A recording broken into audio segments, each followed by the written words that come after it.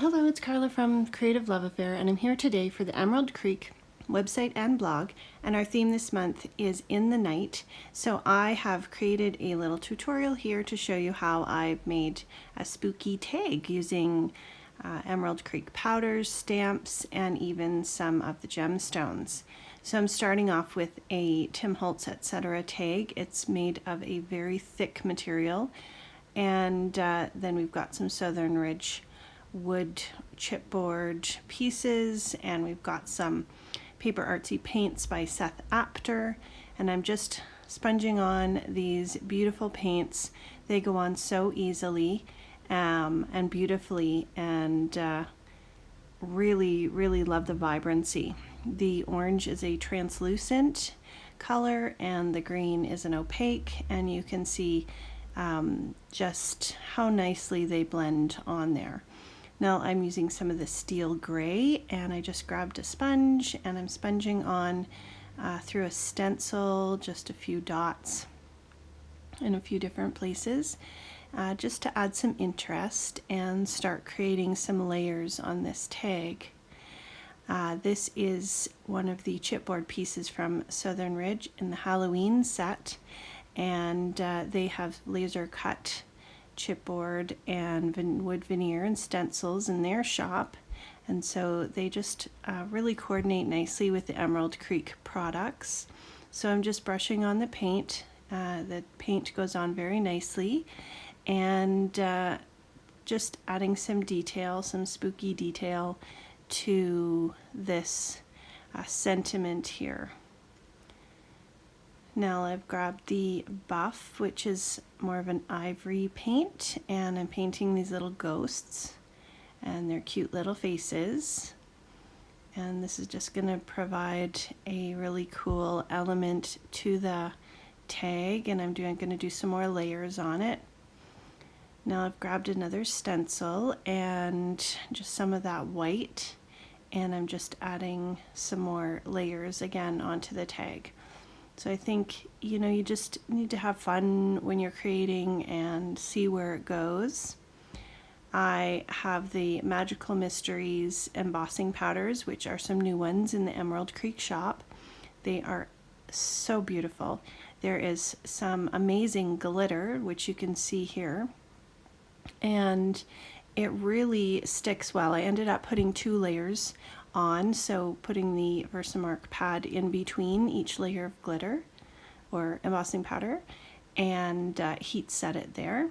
Now I'm taking the Fractured Ice powder, which is one of my favorite. It's a clear powder, but it has a blue tinge and it has black in it, so it just melts really cool, and especially on something like this Halloween tag, it just adds such a neat element. So you can see when it melts, it just looks like magic. It's a little bit of a thicker powder, so I start from underneath, just warming it up so it doesn't blow off. And look how cool that looks, like just amazing. So now I've got the Tim Holtz Distress Resist Spray and some vintage beeswax embossing powder from the Baked Texture line by Seth Apter. And this didn't turn out exactly how I was at first envisioning it. I haven't used the resist spray in a while, and I think I should have maybe checked the nozzle first, but I just decided to go with it. You need to rinse your stencil right away and make sure you do it in a box, because whatever this spray gets on, it sticks to. So then I'm sprinkling on the vintage beeswax embossing powder, and as you can see, you can't see the stencil image in behind, but it's just creating texture, and I am fine with that. So by heating this, it's actually bubbling a little bit because of that resist spray, and it's adding a clear coat with the embossing powder. So really loving the effect that this is having, and it's going to just create some really cool texture on this Halloween tag. Now I'm using the steel gray to paint the reinforcer, and then I'll just let that dry.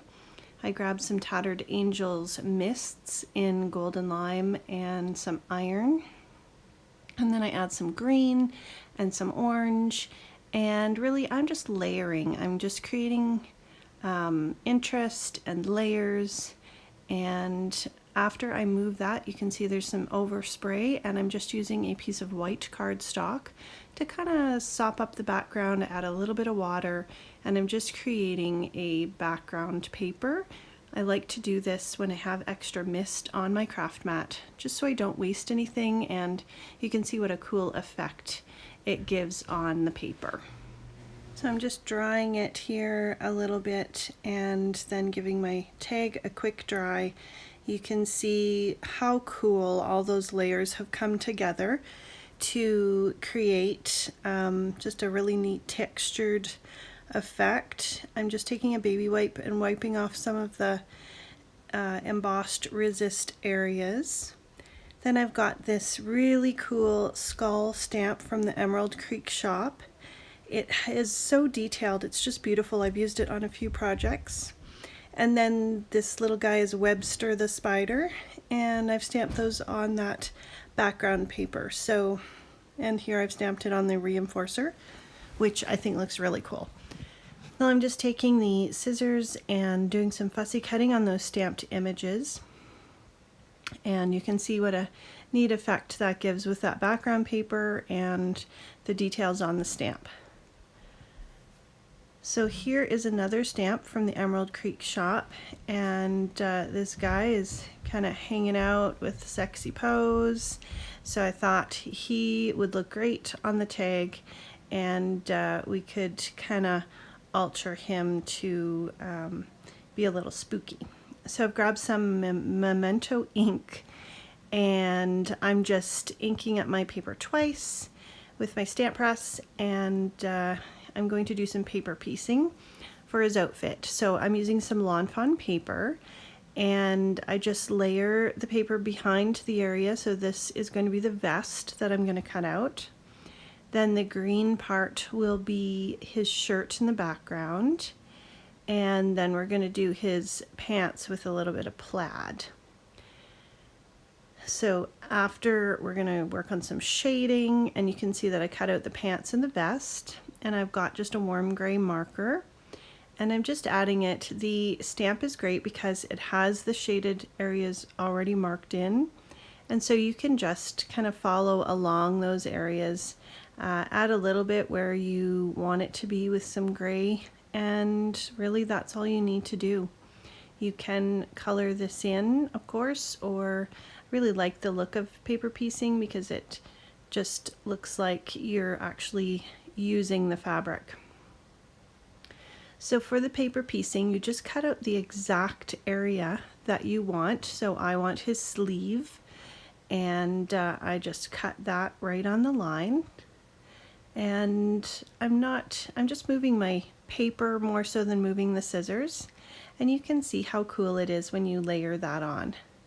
So it just looks like he's actually wearing these clothes. So even with a little bit of that shading, it didn't take us too long, and he's got a cool groovy outfit. So there's that skull, and we're going to do a little bit of embossing. Erica was helping me there. And so she's going to add the Versamark marker. That's a neat marker that you can layer on, and it is a bit of a sticky ink, so when you put the embossing powder over top of it, we've got hammered metal, which is a chunky Emerald Creek powder with silver and blacks in there, and it melts really cool. So I'm melting it from the bottom because it is a thicker powder and I don't want it to blow all over the place. Once it starts to just melt a bit, you can melt it from the top. I gave him some nice white shiny teeth with a gel pen.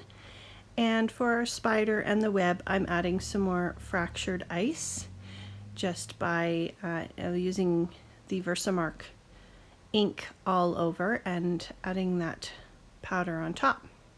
And I just want to use half of this cool spider web so it cuts nice and easy. I just used my scissors to trim it in half.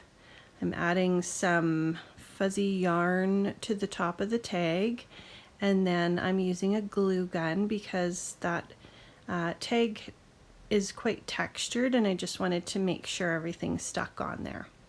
So we're gluing our guy down, gluing that beautiful web, and then we're going to add a little bit of a ribbon on the bottom.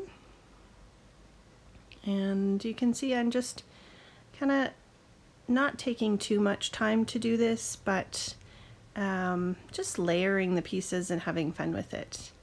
I'm adding a little of the hot glue now to that chipboard piece that says Happy Halloween, and I'm adding my skull over top of this guy and using a little bit of foam tape so that he looks super cool. I was really happy with how this turned out.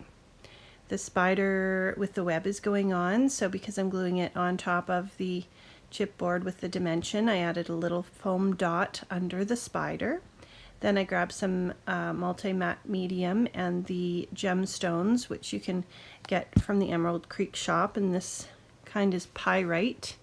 And I'm just layering them on some of that matte medium, and they're going to stick in there. The medium is going to dry clear, and you're just going to be left with the gemstones.